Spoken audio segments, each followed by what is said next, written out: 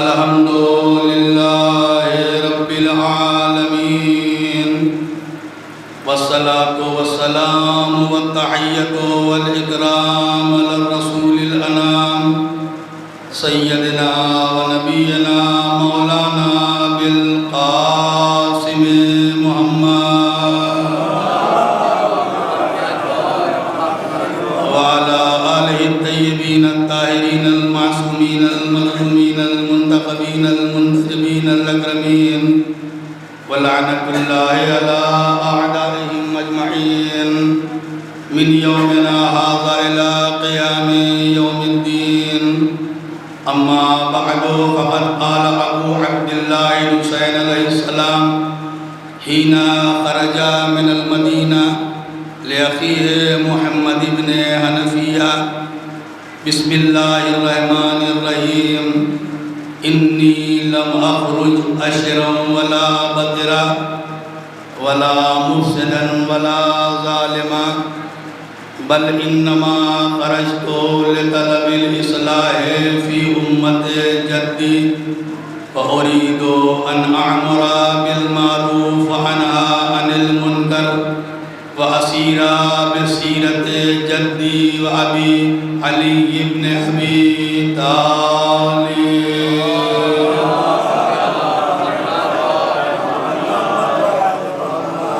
عزیزان ایمان،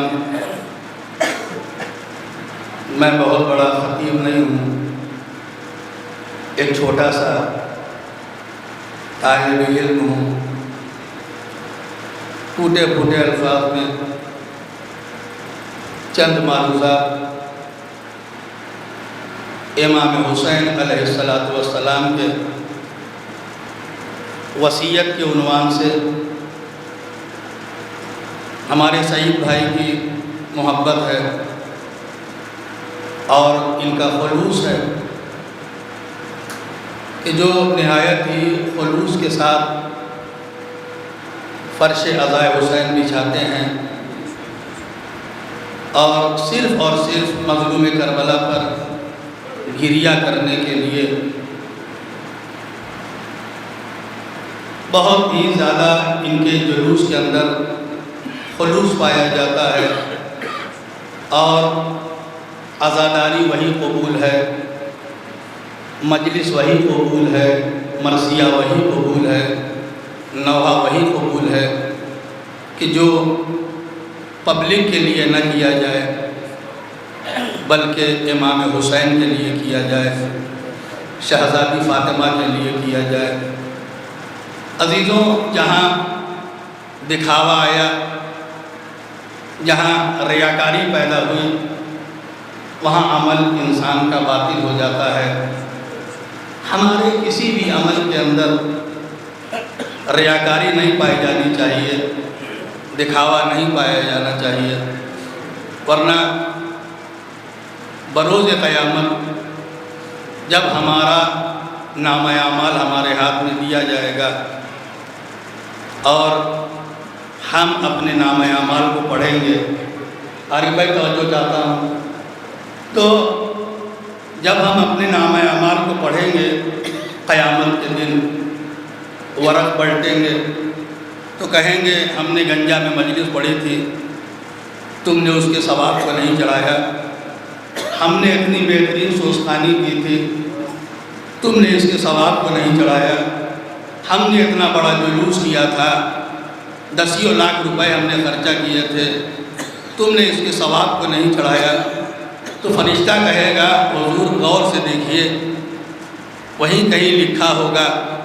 تو پھر انسان ورق پلٹے گا، بھائی کچھ نہیں لکھا ہے، نہ مجلس پڑھنے کا ثواب لکھا ہے، نہ مرثیہ پڑھنے کا ثواب لکھا ہے، نہ جلوس کرنے کا ثواب لکھا ہے. تو فرشتہ سیدھا جواب دے گا، اس لیے کہ وہ گھما پھرا کے بات نہیں کرتا، سیدھا جواب دے گا حضور جہاں کے لیے کیا تھا وہیں رہ گیا. اگر آخرت کے لیے کرتے تو ڈائری میں لکھا جاتا تم نے دنیا کے لیے کیا تھا، دنیا میں رہ گیا. لہذا ہمارا ہر عمل حضور والا امام حسین علیہ السلام کے لیے ہونا چاہیے. ایک چھوٹا سا تبرک بھی اگر آپ بانٹ دیں مجلس حسین میں تو وہ قبول ہے، لیکن اس کے اندر مکاری اور ریاکاری نہیں پائی جانی چاہیے۔ یہ کام ہمارا صرف حسین کے لیے ہونا چاہیے۔ ایک صلوات پڑھیں بر محمد وآلہ۔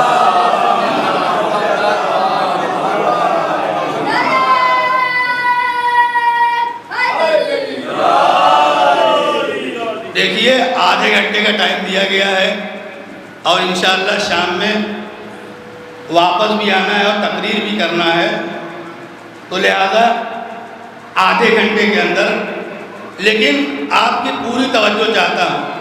مختصر وقت میں کوشش کروں گا زیادہ باتیں آپ کی سماعتوں کے حوالے کی جائیں۔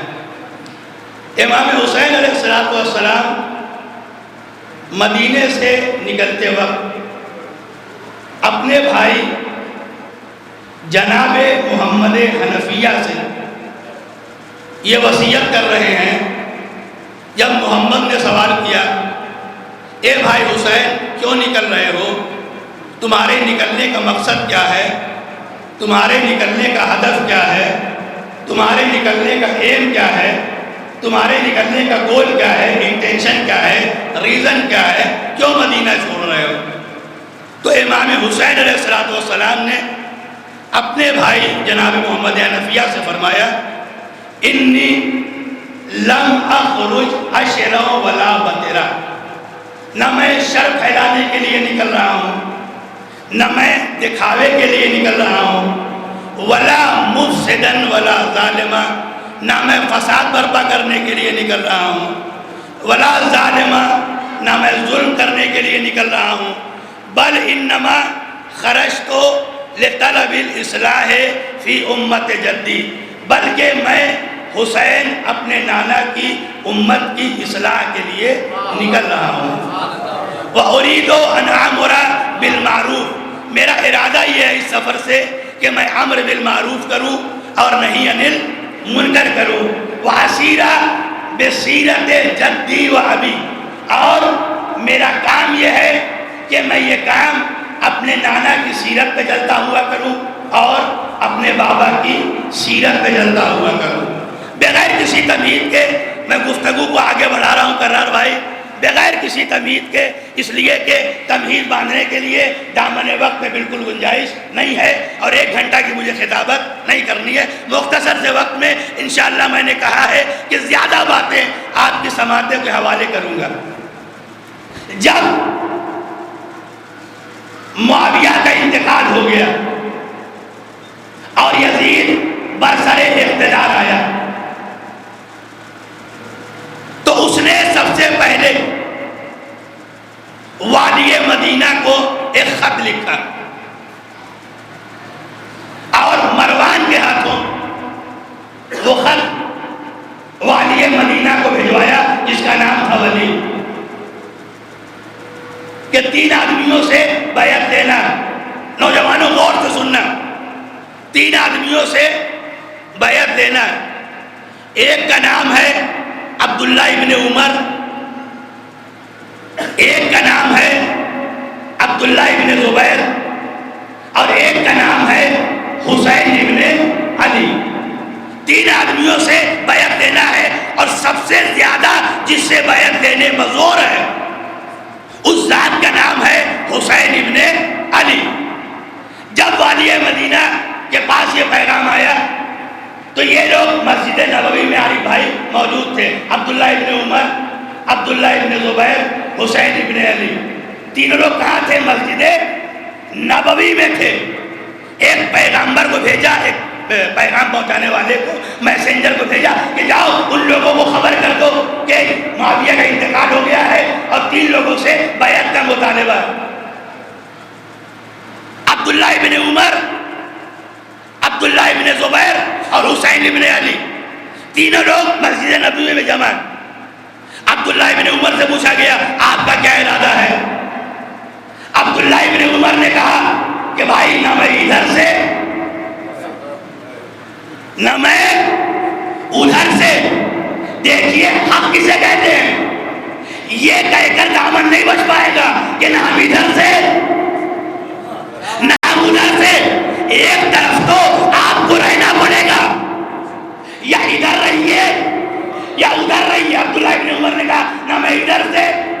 نہ ادھر سے، میں کسی کونے میں ہجرت کر جاؤں گا، چلا جاؤں گا، مدینہ چھوڑ دوں گا، ہجرت کر جاؤں گا۔ عبداللہ ابن عمر سے پوچھا گیا، عبداللہ ابن زبیر سے پوچھا گیا آپ کا کیا ارادہ ہے؟ عبداللہ ابن زبیر نے کہا میں بھی مدینہ چھوڑ کے چلا جاؤں گا، کہیں چلا جاؤں گا، میں اس جھنجٹ میں نہیں پڑوں گا۔ حسین سے پوچھا گیا آپ کا کیا ارادہ ہے؟ فرمایا میں ابو طالب کا پوتا ہوں، خطروں سے کھیلنا میری عادت ہے۔ میں ابو طالب کا پوتا ہوں، خطروں سے کھیلنا میری عادت ہے، میں ڈٹ کر اس کا مقابلہ کروں گا اور میں ایک میدان بناؤں گا جس میدان کا نام ہوگا میدان کربلا۔ سب کا قاتل چھپ گیا شہر کے اندر، میں اپنے قاتل کو جنگل میں بے نقاب کر دوں گا، جنگل میں اپنے قاتل کو بے نقاب کر دوں گا۔ حسین مظلوم نے شاید یہ فکر ارشاد فرمایا۔ اس کے بعد آپ نے ذاکروں سے سنا ہے دربار ولید میں گئے 18 جوانان بنی ہاشم کے ساتھ، اور یہیں سے حسین کا کرار بھائی ہدایت کا سلسلہ شروع ہوا۔ کس لیے نکلے ہیں عارف بھائی؟ ہدایت کے لیے۔ اور حسین کی پوری زندگی ہدایت ہے۔ کیوں؟ اس لیے کہ رسول اللہ نے مہر لگا دی ہے، ان الحسین مصباح الہدی وسفینۃ النجاۃ، میرا حسین ہدایت کا چراغ ہے اور نجات کا سفینہ ہے۔ ہدایت کا ایک پہلو عارف بھائی بالکل نیا پہلو آپ کی خدمت میں عرض کر رہا ہوں۔ آپ نے روایت کو ذاکروں سے سنی ہوگی، لیکن نقطہ سنیے انشاءاللہ، اپنی کوشش اور اپنی کاوش اس منبر سے عرض کرنے کا عادی ہوں۔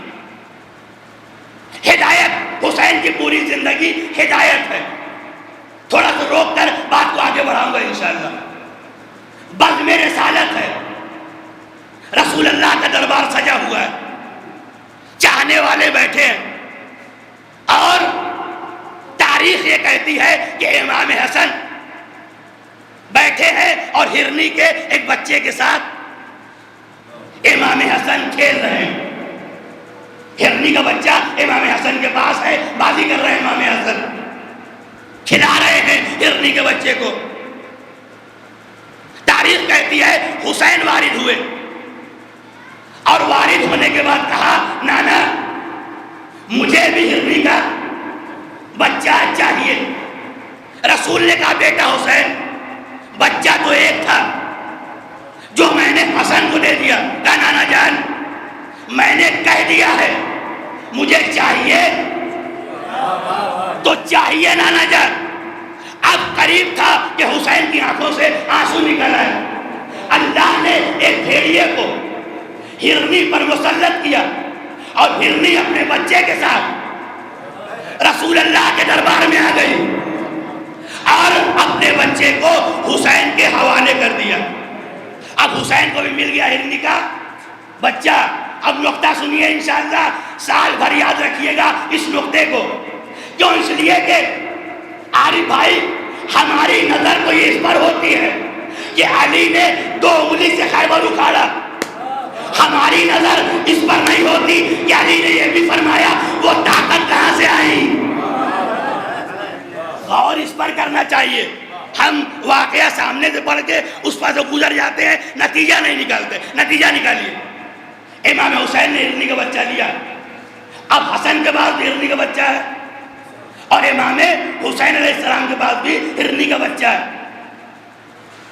تاریخ کہتی ہے چھوٹے بھائی نے بڑے بھائی کو دیکھا، کہا بھیا کیا ارادہ ہے؟ کہا بھائی حسین میں نے ہرنی کا بچہ اس کی ماں کو دیا۔ غور کیجئے گا، میں نے ہرنی کا بچہ اس کی ماں کو دیا۔ حسین نے کہا بھائی جب تم نے دیا تو ہم نے بھی دیا۔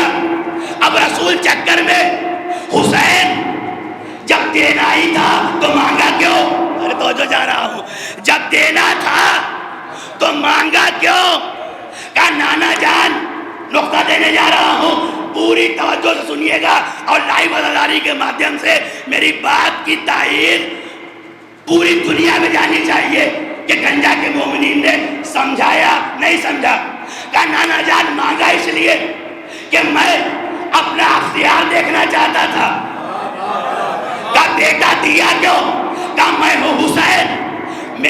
مزاج یہ ہے کہ میں یہ برداشت نہیں کر سکتا کہ ہرنی کا بچہ بھی اپنی ماں سے جدا ہو جائے.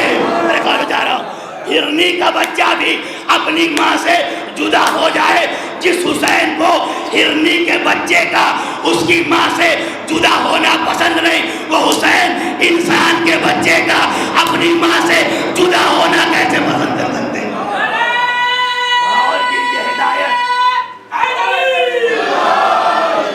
عارف بھائی، ہدایت جس حسین کو ہرنی کے بچے کا ماں سے جدا ہونا پسند نہیں، اس حسین کو انسان کے بچے کا اپنی ماں سے جدا ہونا کیسے پسند ہے؟ عزاداری کرنے آؤ تو یہ سوچ کے آؤ کہ جب تک ماں راضی نہیں ہے، ماں کو راضی کر کے آؤ جلوسوں میں. اگر ماں راضی نہیں ہے تو حسین بھی راضی ہونے والے نہیں ہیں. تو یہ دربار ولید میں پہنچے. جب دربار ولید میں پہنچے تو ولید اور مروان دونوں ساتھ میں بیٹھے ہوئے تھے. ولید اور مروان دونوں ساتھ میں بیٹھے ہوئے تھے. تعجب اس لیے ہے ساتھ میں بیٹھنے پر کہ ولید تھا مروان کا دشمن اور مروان تھا ولید کا دشمن. ہم اور آپ ہوتے تو کیا کرتے؟ ہم اور آپ ہوتے تو چڑھاتے اور دونوں میں پھوٹ ڈلوا دیتے. اس لیے کہ پھوٹ ڈالو حکومت کرو، بڑا پرانا قانون ہے، پھوٹ ڈالو حکومت کرو.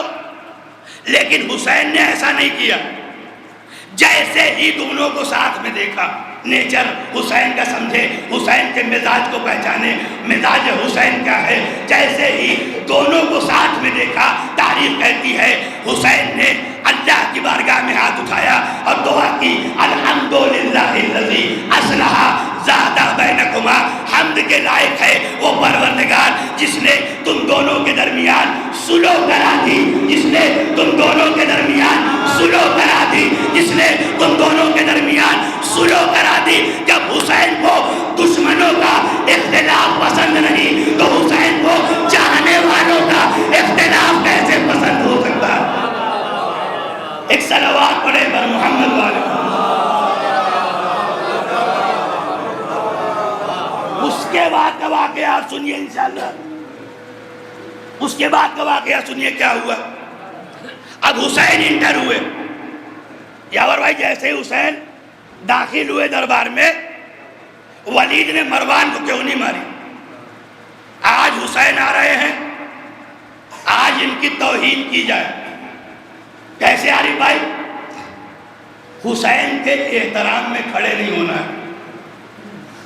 جہاں بیٹھے ہو وہیں بیٹھے رہنا، احترام نہیں کرنا. دونوں حسین کے احترام میں نہیں اٹھے، اپنی جگہ پر بیٹھے رہے. حسین آئے. اچھا یہ بتائیے، کھڑے نہ ہو کر انہوں نے حسین کا کچھ بگاڑا یا اپنی اوقات بتائی؟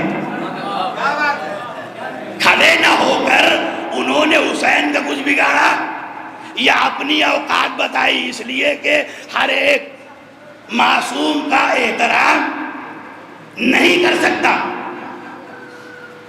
دونوں بیٹھے رہے، کھڑے نہیں ہوئے. بھائی کھڑے نہ ہو کر انہوں نے حسین کا کچھ نہیں بگاڑا، اپنی اوقات بتا دی. کیسے؟ رسول اللہ کا بزم ہے. ایک کیس آیا، ایک شخص اپنے بیٹے کو لے کے آیا، یا رسول اللہ میرا بیٹا حلال زادہ ہے یا حلال زادہ نہیں ہے؟ رسول اللہ نے کہا ابھی فیصلہ ہو جائے گا. کیسے؟ کہا اپنے بیٹے کو یہیں بیٹھا لے. اس نے اپنے بیٹے کو زمین میں بیٹھا لا، حسین کی طرف اشارہ کیا، کہا بیٹا حسین اٹھو اور اس کے آگے سے گزر جاؤ. نہ جانے آپ کیسے سن رہے ہیں اور میں کیسے پڑھ رہا ہوں. میں اپنے پڑھنے کا ذمہ دار ہوں، آپ کی سماعتوں کا ذمہ دار نہیں ہوں. بیٹا بیٹھا ہے، حسین سے کہا بیٹا حسین اپنی جگہ سے اٹھو اور حسین کے آگے سے گزر جاؤ. جیسے حسین گزرے، بچہ تعظیم حسین میں کھڑا ہو گیا. جو جا رہا ہوں، بچہ تعظیم حسین میں کھڑا ہو گیا. رسول نے کہا لے جاؤ، تمہارا بچہ حلال زیادہ ہے، اگر حلال زیادہ نہ ہوتا تو حسین کی تعظیم میں کھڑا نہ ہوتا. ولید و مروان نے بیٹھے رہ کر بتا دیا ان کی اوقات کیا ہے، ان کا شجرہ کیا ہے. ایک صلوات پڑھیں بر محمد.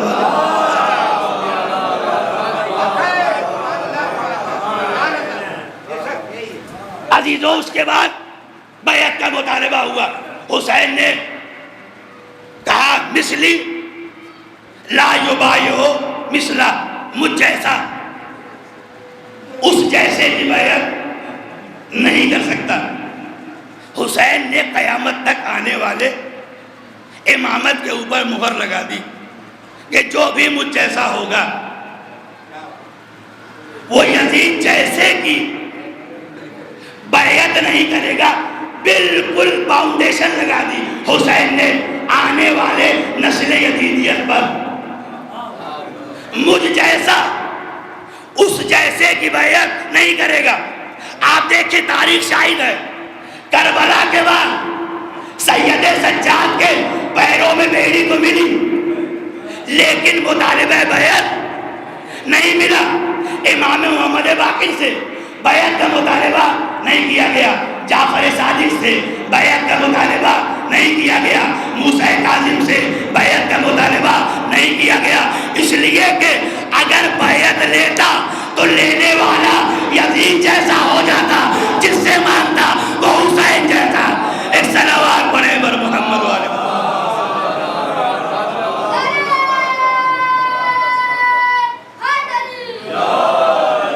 بس میں اختتام کی طرف بڑھ رہا ہوں. عارف بھائی آہستہ آہستہ حسین نے سفر شروع کیا مدینے کو. خدا حافظ کا اہل حرم کو ساتھ لیا. 3 شعبان کو امام حسین مکے کی سرزمین پر پہنچے. مکے کی سرزمین پر 3 شعبان بروز جمعرات امام حسین مکے پہنچے اور 10 رمضان کو کوفیوں کا پہلا خط آیا. کتنے رمضان کو؟ 10 رمضان کو. خط کا مضمون کیا تھا؟ خط کا مضمون تھا مولا چلے آئیے، ہمارا کوئی رہبر نہیں ہے. خط کا مضمون کیا تھا؟ کہاں سے آیا تھا؟ کوفے سے. مضمون کیا تھا؟ مولا چلے آئیے، ہمارا کوئی رہبر نہیں ہے. عزیزوں کوفے والوں کا یہ لکھنا کہ مولا ہمارا کوئی رہبر نہیں ہے، اس سے اس بات کی بو آتی ہے کہ کوفے والے شیعہ تھے نہیں. تو جو جا رہا ہوں، کوفے والے شیعہ نہیں تھے، اس لیے کہ شیعت اسے کہتے ہیں جس کا ایک لمحہ بھی بغیر رہبر کے نہیں گزرتا. بھائی میں نے جملہ کہا، آج الزام لگایا تھا کوفے والے شیعہ تھے. کوفے والے شیعہ نہیں تھے. اگر شیعہ ہوتے تو یہ کیوں لکھتے مولا چلے آئیے ہمارا کوئی رہبر نہیں ہے. اور امام حسین نے عارف بھائی 11 رمضان کو جناب مسلم کو اپنا سفیر بنا کر کوفے روانہ کیا. کتنے رمضان کو؟ 11 رمضان کو. اچھا جناب مسلم کو بھیجا کیوں؟ اس لیے کہ یزید تھا بہت بزدل. آپ کو یزید کی بزدلی بتاؤں کتنا بزدل تھا یزید. کتاب کا نام ہے مختار آل محمد، رائٹر کا نام ہے علامہ نجم الحسن کراروی. انہوں نے اس کتاب میں یزید کے محل کی عارف بھائی تعریف لکھی ہے کہ یزید اتنا بزدل تھا کہ 10 دروازوں کے اندر رہتا تھا اور اس کی سیکیورٹی نریندر مودی کی سیکیورٹی سے بھی تگڑی تھی.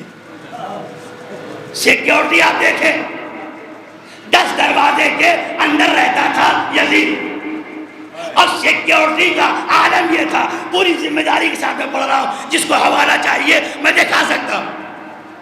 10 دروازے کے اندر رہتا تھا یزید اور سیکیورٹی کا عالم یہ تھا کہ پہلے دروازے پر 1000 کا لشکر، دوسرے دروازے پر 900 کا لشکر، تیسرے دروازے پر 800 کا لشکر، چوتھے دروازے پر 700 کا لشکر 5ویں دروازے پر 600 کا لشکر. اسی طریقے سے ہر دروازے پر یزید کے لشکر تھا. ایک جملہ کہنے دو, تمہارا یزید اتنا بزدل ہے جو اتنے لشکر پر بھروسہ کرے اسے یزید کہتے ہیں, جو تنہا عباس پر بھروسہ کرے اسے حسین کہتے ہیں.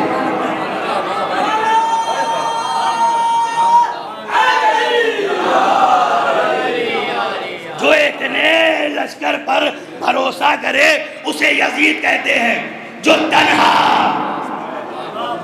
عباس پر بھروسہ کرے اسے حسین کہتے ہیں. پھر سنو, یزید کا جب حسین سے اختلاف ہو گیا تو یزید نے عارف بھائی 10 ملکوں میں خط لکھا, لشکر بھیجو, میرا حسین سے اختلاف ہو گیا, لشکر بھیجو, میری حسین سے جنگ ہو گئی ہے. اب سنو یزید کتنا بزدل تھا, جو 10 ملکوں سے خط لکھ لکھ کر لشکر بلوائے اسے یزید کہتے ہیں. جو شب عاشور چراغ بجھا کے کہے جس کو جانا ہو چلا جائے اسے حسین کہتے ہیں. کیا پڑھ رہا ہوں جانے شب عاشور چراغ بجھا کے کہے جس کو جانا ہو چلا جائے اسے حسین کہتے ہیں. مسلم کو اپنا سفیر بنا کے بھیجا, ادھر حسین 2 محرم کو کربلا پہنچے.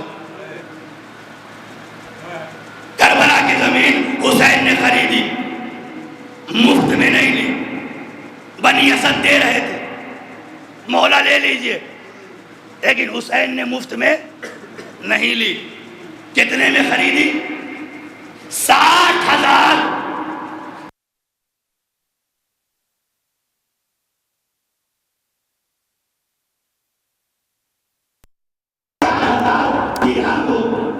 عرب کی تاریخ میں اسے مالدار کہا جاتا ہے. اور حسین نے کربلا کی زمین معمولی قیمت میں نہیں 60,000 میں خریدی تھی. اور نہ حسین پر غریب تھے, نہ حسین پر غریب تھے, نہ حسین آج غریب ہے. کیوں؟ آپ سے کوئی پوچھے دنیا کا مالدار انسان کون ہے, وہ آپ کہتے ہیں امبانی, اڈانی دنیا کا مالدار انسان ہے. مجھ سے کوئی پوچھے تو میں یہی کہوں گا حسین پر بھی امیر تھے. حسین آج بھی امیر ہے, اس لیے کہ جتنی امبانی کی پوری دنیا میں پراپرٹی ہے اتنا امام حسین کا صرف ہندوستان میں امام باڑہ ہے. میں نے بڑی آسانی سے بول دیا, جتنی امبانی کی پوری دنیا میں پراپرٹی ہے اتنا امام حسین کا صرف ہندوستان میں امام باڑہ. اب حسین نکلے گارے کے لیے ہدایت ہے. اب ہدایت آپ دیکھیے آگے بھائی کہو جو جاتا حسین عصر عاشور مقتل میں آئے اور اپنا نیزہ کاٹ کے کھڑے ہوئے اور یزیدیوں سے سوال کرنا شروع کیا. یہ بتاؤ میرے سر پہ جو امامہ ہے وہ کس کا ہے؟ کیا تم نہیں جانتے یہ رسول کا امامہ ہے؟ لشکر نے کیا کہا؟ ہم بولیے کہ ہم جانتے ہیں. لشکر نے کیا کہا؟ ہم جانتے ہیں. بولیے گا نتیجہ دینے جا رہا ہوں, میرے گوشت میں جو ہوا ہے وہ رسول کی ہے. لشکر نے کیا کہا؟ ہم جانتے ہیں. میرے ہاتھ میں جو تلوار ہے وہ میرے بابا نے کی ہے. ہم جانتے ہیں. میرے پاس جو سواری ہے وہ رسول کی ہے. ہم یہ حسین کیوں پوچھ رہے ہیں؟ اور لشکر کہہ رہا ہے ہم جانتے ہیں, ہم جانتے ہیں, ہم جانتے ہیں. حسین بار بار پوچھ رہے ہیں, لشکر کہہ رہا ہے ہم جانتے ہیں. اور یہ کیا ہے؟ آپ بار بار یہ کیوں پوچھ رہے ہیں؟ اور لشکر جواب دے رہا ہے ہم جانتے ہیں. کام ہے کربلا کے میدان میں کھڑا ہو کر یزیدیوں اور حسینیوں کا فرق بتا رہا ہوں. یزیدیوں اور حسینیوں کا فرق بتا رہا ہوں. یاد رکھنا جو جان بوجھ کر گناہوں میں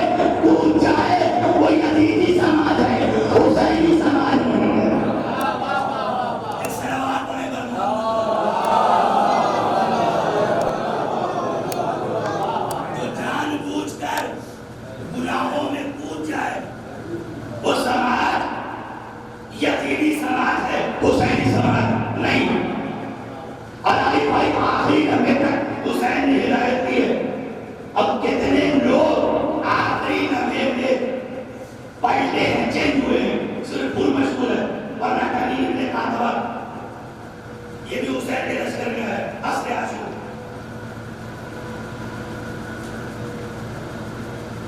جب شمر امام حسین کے سینے پر سوار ہوا، الشمر کو جالس علی صدرہ، شمر حسین کے سینے پر بیٹھا ہوا۔ امام حسین نے علی بھائی ایک سوال کیا، مجھے کیوں قتل کر رہے ہو؟ جواب کیا ہے؟ بغضاً لأبی، آپ کے بابا کے بغض میں۔ سوال امام حسین نے کیوں کیا؟ کیا امام حسین نہیں جانتے تھے؟ امام بات تھے، ہر حاضر و غائب کی خبر رکھتے تھے، پھر پوچھنے کا ریزن کیا ہے، سبب کیا ہے کہ مجھے کیوں قتل کر رہے ہو؟ جواب کیا مل رہا ہے؟ بغضاً لأبی، آپ کے بابا کے بغض میں۔ مطلب یہ ہے دشمنی حسین سے نہیں تھی، دشمنی کی بات سے نکالی کسے گئی؟ بیٹے سے۔ بولیے گا، دشمنی کی بات سے نکالی گئی بیٹے سے، دشمنی کی بات سے نکالی گئی بیٹے سے۔ حسین نے گائیڈ لائن جاری کر دیا کہ یاد رکھنا، جس علاقے میں بھی باپ کی دشمنی بیٹے سے نکالی جائے وہ معاشرہ یزیدی ہو سکتا ہے، حسینی نہیں ہو سکتا۔ صلوات پڑھے گا محمد۔ جس معاشرے میں باپ کی دشمنی بیٹے سے نکالی جائے، سوال کیا حسین نے، شاید وجہ یہ رہی۔ اس کے بعد آپ آنا سنتے سید سجاد کو ملے گئے اور آپ کا سید سجاد مدینے جانا تو میرے شیعوں کو میرا سلام کہتا ہے۔ تھوڑا سا کریں گے، گزارش کرنا چاہتا ہوں، تھوڑا سا آپ لوگوں کو سب کریں انشاءاللہ، ابھی مسائل آئے گا، اگر رونا آ رہا ہے تو روئے گا، رونا منع نہیں، لیکن تھوڑا سن نہیں پہلا۔ مدینے جانا تو مدینے جا کر میرے شیعوں کو میرا سلام کہہ دینا۔ آج الزام کیا لگایا جاتا ہے؟ الزام یہ لگایا جاتا ہے کہ شیعوں ہی نے مارا اور شیعہ ہی روتے ہیں، خود قتل کیا، خود روتے ہیں۔ حسین نے سلام بھیجوا کر اس اعتراض کو قید کر دیا، اس لیے کہ اگر کوئی سامنے موجود ہو تو سلام کیسے کیا جاتا ہے؟ السلام علیکم، درگاہ وعلیکم السلام، لیکن اگر سامنے موجود نہ ہو تو سلام کیا نہیں جاتا، سلام کہلوایا جاتا ہے۔ حسین نے سید سجاد سے سلام کہلوا کے بتا دیا، یہ تو میرے سامنے ہے، یہ شیعہ نہیں ہے، یہ جو میرے سامنے شیعہ نہیں ہے۔ اگر شیعہ ہوتے تو حسین نہیں کھڑے ہوتے کہتے السلام علیکم، کہلوایا سلام۔ کربلا کی تاریخ ہمارے لیے درس کا، ہمارے لیے درس کی بات، لیکن آپ فضائل سننے نہیں آئے، آپ کو مسائل سننے آئے ہیں۔ آج مظلوم کربلا کا 10واں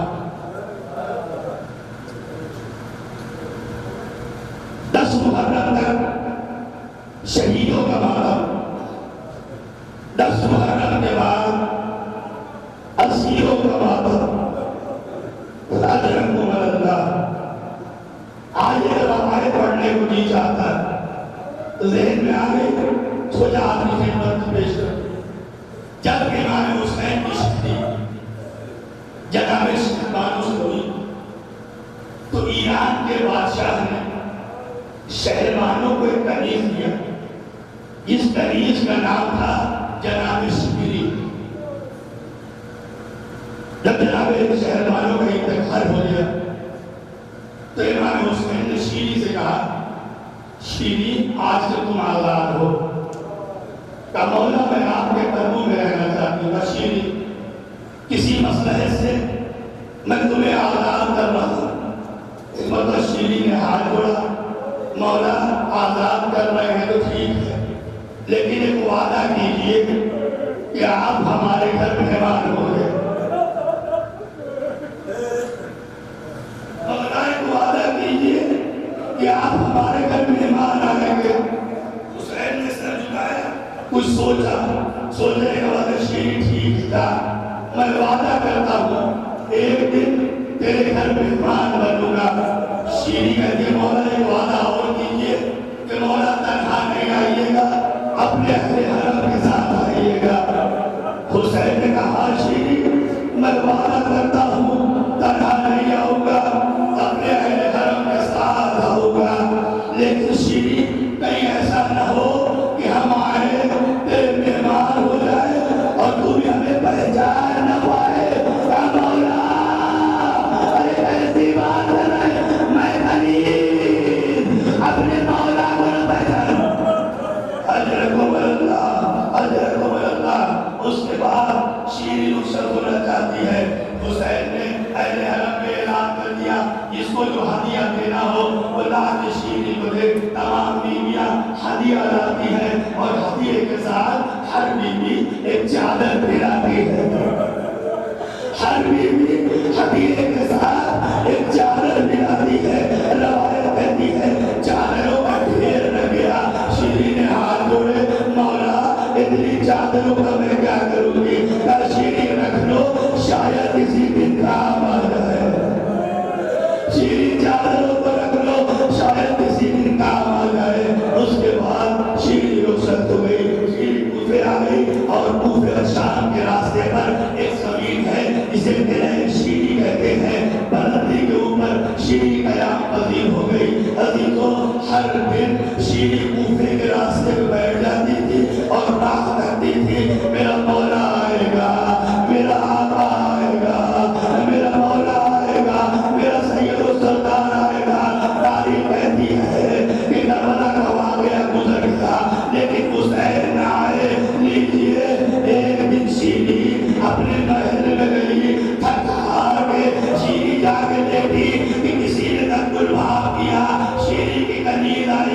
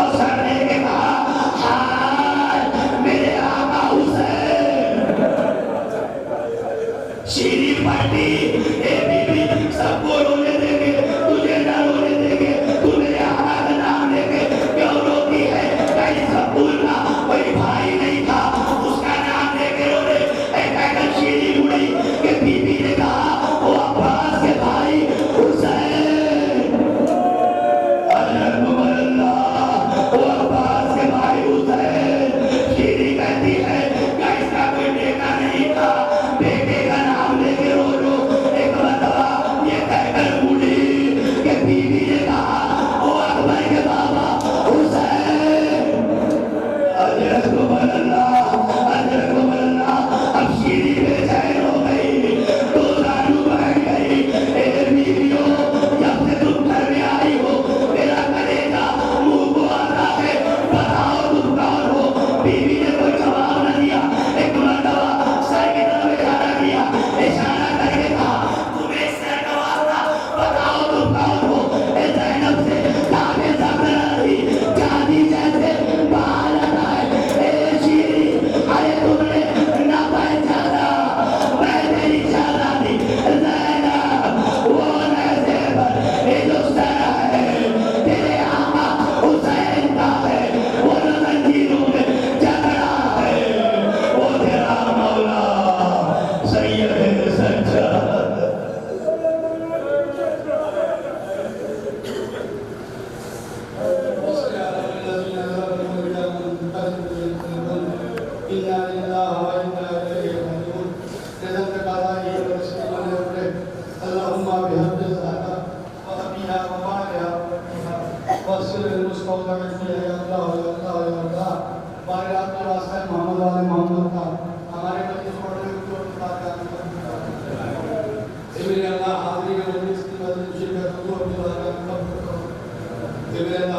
बीमार है,